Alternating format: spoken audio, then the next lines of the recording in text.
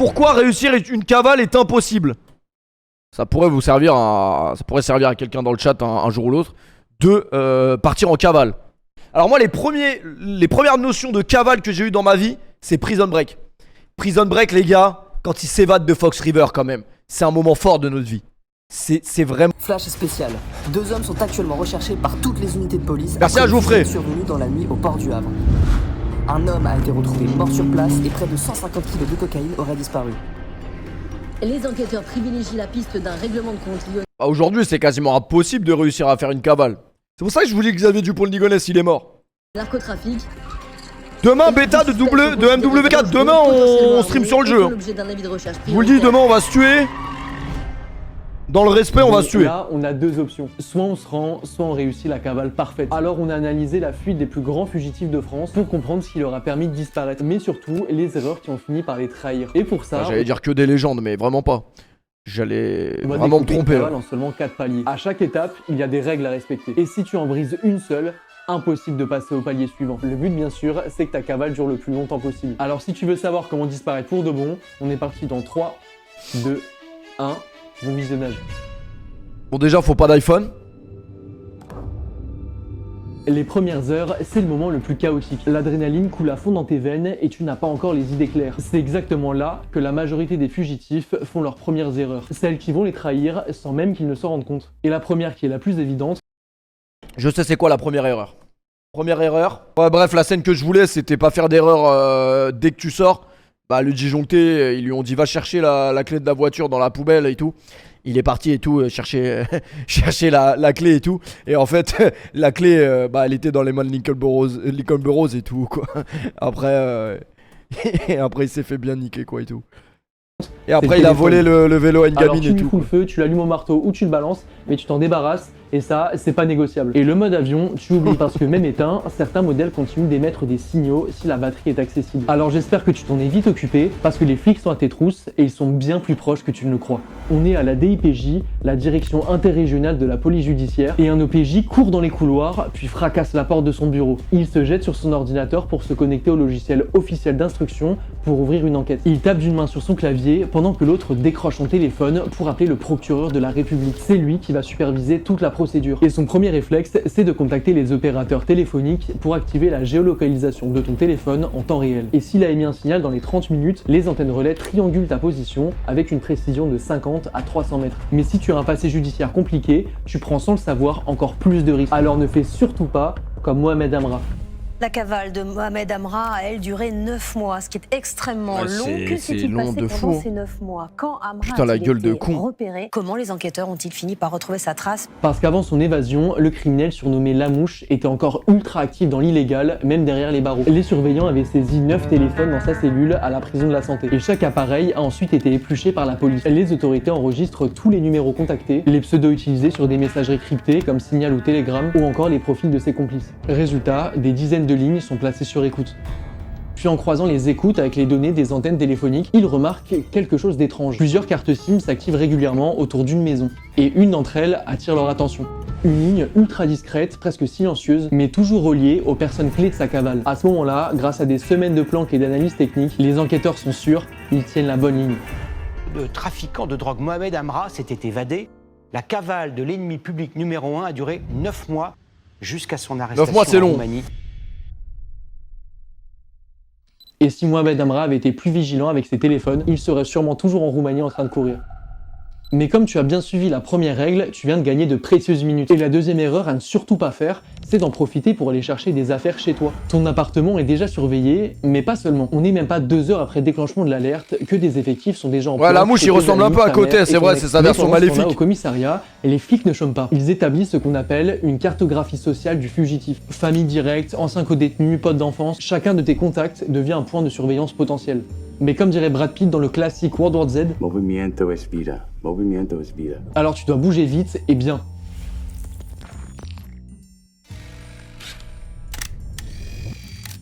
En fait, Sauf que le problème, c'est qu'en France, il y a des caméras de surveillance partout. C'est ça le problème. Mais vraiment partout. On en compte environ 80 000 sur la voie publique. Et juste à Paris seul, il y en a plus de 5 000. Les péages d'autoroute lisent les plaques H24. Les stations-service ont des caméras de surveillance orientées sur les pompes et sur les visages. Dans les centres commerciaux ou les gares, tu es filmé en permanence sans même que tu t'en rendes compte. Donc la règle d'or, tu restes sur les routes départementales. Même les routes nationales, tu oublies car tu pourrais tomber trop facilement sur un péage. Déplace-toi de nuit autant que possible et change de voiture au plus vite. Parce que la police possède une arme que peu de gens connaissent, le système LAPI pour lecture automatique des plaques d'immatriculation. Toutes les caméras de péage, les radars fixes et les voitures de police en sont équipées. Et si ta plaque passe devant n'importe lequel de ces points, une alerte est automatiquement générée. Et rien qu'en 2024, ce système a permis d'arrêter des dizaines de fugitifs. Et pour finir, la dernière règle des 48 heures à suivre absolument, elle paraît ultra évidente, mais elle a mis un terme au cavale de certains des pires criminels. On est en mai 2012 quand Luca Magnotta, surnommé le dépeceur de Montréal... Alors là, si ce soir vous êtes avec votre meuf et que vous voulez regarder une bonne série Netflix, vous regardez Don't Fuck With Cat. Ça peut paraître bizarre vu du nom parce que ça veut dire ne pas baiser avec les chats, mais je pense dans l'anglais américain c'est traduit d'une autre manière, je sais pas ça veut dire quoi exactement. Regardez Don't Fuck With Cat. Ça n'a rien à... Enfin ça a un peu un rapport avec les chats mais on va pas spoil. Regardez ça. Nous on l'a déjà regardé 2 fois en stream, ça y est. Mais incroyable. C'est l'un des meilleurs documentaires sur Netflix je crois. Fuit le Canada. L'homme qui a tué et dépecé un étudiant chinois quelques jours plus tôt prend le premier vol pour Paris. Il croit presque être hors d'atteinte et une fois sur place, il achète un ticket de bus Euroline vers Berlin avec sa carte bleue. Mais dès l'instant où il insère sa carte dans le lecteur de la machine, une alarme a immédiatement été émise, permettant ainsi à la police de le géolocaliser. Au final, il sera arrêté en Allemagne quelques jours plus tard après avoir été reconnu, mais le simple fait d'avoir utilisé sa carte bleue l'avait déjà condamné, son arrestation n'était qu'une question de temps. Et en plus, tu as 99% de chances que tes comptes soient bloqués, alors ça sert absolument à rien. C'est dans le sens ne joue pas avec les chats, ok. Bien joué. Tu viens de survivre aux 48 premières heures. Si on veut juste parler chiffres, t'es déjà dans les 20% des cavales les plus longues. Mais accroche-toi bien parce que ce qui vient de se terminer, c'est un sprint. Ce qui commence maintenant pour atteindre le palier des 1 mois de cavale, c'est un marathon. Pendant que tu reprends ton souffle et tu commences à planifier la suite de ta cavale, une machine vient de se mettre en marche. La BNRF, la Brigade Nationale de Recherche des Fugitifs, vient d'ouvrir un dossier à ton nom. On parle ici d'une unité d'élite de la police française dont la seule mission est de retrouver les gens comme toi. Même si elle compte seulement une petite... On regarde ça et après on regarde le film. C'est du décryptage téléphonique, de l'analyse financière et de la géolocalisation. D'ailleurs si quelqu'un l'a en 4K il peut me l'envoyer par mail, c'est sympa de ouf. Du temps. Et dès l'instant où ils te mordent, ils ne te lâchent jamais. Que j'ai dit que je l'avais mais j'ai menti. Si ton crime est assez grave, du genre on parle de blanchiment d'argent ou de narcotrafic, la BRNF ne va pas... On va regarder Obsession. C'est là que Interpol rentre dans la danse et que l'une de ces notices va être émise. Les notices d'Interpol fonctionnent par couleur. Verte pour alerter le monde entier que tu es une menace publique, bleu pour te placer sous surveillance internationale et enfin rouge si ton arrestation immédiate est nécessaire. Ce qui veut dire que dans quelques heures, ton visage et ton identité vont circuler dans les bases de données de 195 pays. Ce qui va te merci Nassim, t'es un bon. Décision capitale et tu vas devoir la prendre maintenant. Est-ce que tu restes en France ou est-ce que tu pars? Et pour prendre ta décision, tu vas devoir te baser sur les 2 ressources essentielles pour une cavale. Mais pourquoi c'est devenu un Renoir le mec là? J'ai raté une... L'argent et un réseau. Dans les faits, ton réseau... Non, parce que j'ai une page à côté, je regardais en même temps un autre truc. Peut t'emmener de l'argent, mais l'argent ne peut pas t'emmener un réseau fiable. Parce que quand on parle de cavale, un réseau qui tient la route doit être soumis à 3 règles très précises. Règle 1, les gens qui font partie de ton réseau doivent avoir autant à perdre que toi à te dénoncer. Si t'es la seule personne à risquer quelque chose, alors ceux qui t'entourent sont juste des témoins potentiels. Règle numéro 2, moins ils savent des choses sur toi, mieux c'est. Chacun doit juste remplir son rôle. Si tout le monde connaît ton emplacement exact et tes plans futurs, tu peux te rendre tout de suite. Ça sert plus à rien de continuer. Règle numéro 3, ton réseau doit exister avant ta fuite. Un réseau qui ne respecte pas l'une de ces 3 règles est le meilleur moyen de tomber sur des gens peu préparés qui vont craquer au Arrête de bosser, Dooms. Et ça, Redouane Faïd va l'apprendre à ses dépens. Si je te dis évasion et hélicoptère... Ah ouais Redouane Faïd. On la connaît bien celle-là. Redouane Faïd, on la connaît bien. Le braqueur de fourgon blindé, surnommé le roi de l'évasion. Cette vidéo de quelques secondes, on peut entendre le bruit des pales d'un hélicoptère. Il s'agit de C'est quand même un truc de ouf ce qu'ils ont fait eux. Celui à bord duquel Redouane Faïd s'enfuit. Cette vidéo a été filmée par un détenu puis postée sur les réseaux sociaux. Le truc, c'est qu'après son évasion, personne n'a vraiment compris ce qui s'est passé. Alors qu'il a suffisamment d'argent pour pouvoir s'enfuir à l'étranger, Redouane choisit de se planquer dans un appartement à Creil, au 4e étage. Pourquoi? Parce que partir à l'étranger, ça demande une logistique beaucoup plus importante, plus d'intermédiaires et donc plus de risques de se faire choper. Et comme il a respecté toutes les règles qu'on vous a énoncées au début de la vidéo, La police s'est retrouvée face à un mur. Alors au lieu de le traquer lui, ils se sont penchés sur son entourage, ses proches, et donc son réseau. La police mène alors une série de perquisitions chez plusieurs membres. Ah, le réveil là, il est plus efficace que l'iPhone. Pas de le retrouver, mais de créer la panique. En bousculant son réseau, la police va forcer son entourage à commettre des erreurs, à changer leurs habitudes ou à se déplacer en urgence pour protéger le fugitif. C'est dans ce contexte qu'une amie du frère de Redouane Faïd commence à faire des allers-retours de plus en plus louches dans cet appartement de Creil au 4e étage. Des policiers qui avaient commencé à noter ses va-et-vient remarquent qu'un jour, elle laisse une burqa dans l'appartement. Et peu de temps après, une silhouette vêtue du même vêtement sort dans la rue. Mais sa démarche et sa carrure font penser qu'un homme se cache en dessous. Ils avaient bien raison, il s'agissait de Redouane Faïd. Le fugitif est alors arrêté après 46 jours de cavale. Mais la burqa elle est pas passée. Du principe que tu as un réseau vraiment béton, tu vas pouvoir passer à l'étape suivante et t'attaquer au problème numéro 1 de ta cavale, trouver une planque. Déjà, l'option de l'hôtel t'oublie. Depuis 2016, les hôteliers ont l'obligation légale de noter l'identité de chaque client. Pour un Airbnb, c'est pareil, ils demandent une traçabilité numérique complète. Et pour un squat, c'est prendre le risque d'être dénoncé par quelqu'un qui veut monnayer l'info. Alors la seule option viable, c'est une planque préparée à l'avance dans un lieu que personne dans ton entourage connu ne peut relier jusqu'à toi. Et dans la grande majorité des cas, il va te falloir payer. On va dire que si tu as de la chance, il va te falloir minimum, mais vraiment genre grand minimum, 1000 €. Et si on ajoute la nourriture, les imprévus, la corruption éventuelle, la facture grimpe à 3000 € grand minimum par mois. Mais en réalité, on est plus sur des fourchettes entre 4000 et 6000 €. Alors avec une enveloppe de 10 000 €, tu tiens 2 à 3 mois maximum avant d'être à sec et c'est pour un confort vraiment Merci minimal. Ben pour le resub, Et merci malheureusement beaucoup. pour toi, la planque ne va pas être ton seul poste de dépense. Il va te falloir des faux papiers. Et ça aussi, ça va te coûter un petit billet. Sur le dark web, c'est possible d'acheter un faux passeport français ultra réaliste pour la modique somme de 3000 €. C'est super pratique et ça fait largement le travail pour la vie de tous les jours ou même en cas de contrôle de police. Dans le cas où tu décides de rester en France, ça fera largement l'affaire. Et je te conseille vraiment de rester. Parce qu'on a souvent tendance à croire que plus on est loin du problème, moins on a de chance de se faire attraper. Sauf que partir plus loin, ça veut aussi dire multiplier les risques. Parce qu'il faut passer les frontières, avoir un réseau bien plus solide que si on avait décidé de rester en France, multiplier le nombre d'intermédiaires. Enfin bref, plein de choses qui laissent des traces et c'est justement ça qu'on va voir dans le palier d'après, les 1 an de cavale.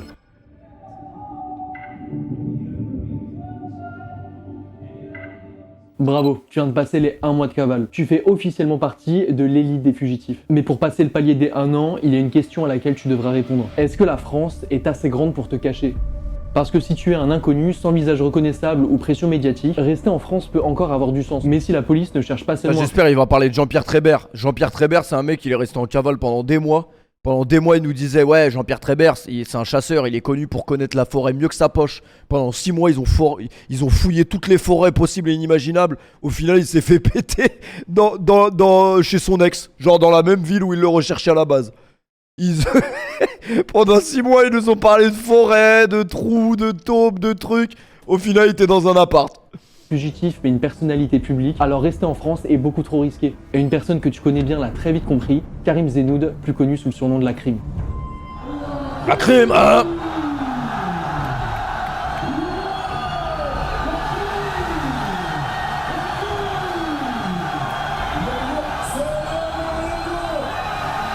Avant sa cavale, la Crime n'était pas un petit artiste. Il était dans le top 5 des rappeurs du moment et clairement pas 5ème. Et tout allait bien pour lui. À cette époque-là, dans ma tête, la Crime c'était vraiment Tony Montana. Hein. Jusqu'en 2013, quand il sort le clip Viens je t'emmène. Rien ne semble étrange à première vue, jusqu'à 1 minute 13, quand la Crime tient dans ses mains une Kalachnikov.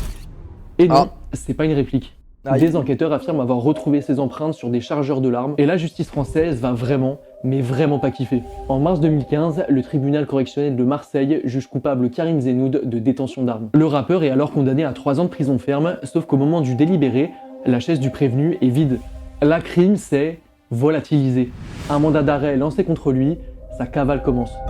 Mais qu'est-ce que t'as fait concrètement? C'est-à-dire, tu t'es dit... J'ai fait mon sac, je suis monté à Paris, je suis redescendu à Marseille, j'ai été au tribunal. Une fois que c'était cuit pour moi, je suis remonté à Paris et de là-bas, j'ai tracé. Il fait alors des allers-retours entre l'Espagne et le Maroc, et le fait d'être constamment en mouvement brouille les pistes des autorités. Mais si tu veux faire comme lui, il va te falloir te dégoter des faux papiers de qualité premium. Parce qu'avec les faux papiers dont parlait Jordan tout à l'heure, les présenter à n'importe quelle frontière te fait arrêter en 2 minutes chrono. Et ça, c'est parce que les passeports modernes contiennent une puce biométrique ultra complexe qui détiennent toutes nos données. Résultat, si un douanier scanne ton passeport et que la puce n'est pas parfaite, ta course s'arrête ici. Alors pour contourner ça, les fugitifs utilisent deux méthodes. La première, c'est le document volé. Plutôt que de fabriquer un faux, tu vas acheter un vrai passeport volé ou perdu dont la puce fonctionne parfaitement. Il faut juste trouver un propriétaire qui te ressemble suffisamment et si le douanier est un peu myope, ça passe.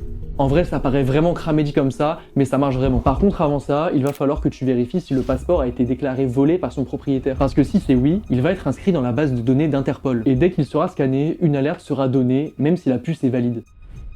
C'est pour ça que je te conseille plutôt la deuxième méthode. Elle est beaucoup moins risquée, mais par contre elle est beaucoup plus chère. Tu vas devoir corrompre des agents administratifs pour qu'ils fabriquent un document 100% valide. Ouais, une fois connecté à leur ça se compliquer pour de vrai. Il suffit de rentrer ta fausse identité directement dans le système. Le passeport est alors fabriqué dans les imprimeries officielles du pays et la puce est parfaitement authentique. Comment ça se compliquer pour de vrai quoi? Entre 10 et 30 000 euros. Mais ces faux papiers ne sont que la première clé d'une cavale réussie à l'étranger. Et la deuxième, c'est un réseau bien solide. Et contrairement à Redon Fade, la crime suit à la lettre les 3 règles qui font un bon réseau. Et il le fait tellement bien qu'il arrive à transformer sa cavale en une arme marketing. Alors que la brigade de recherche des fugitifs le cherche partout, la crime fait un coup d'éclat jamais vu en sortant le 1er juin 2015 l'album Repro Volume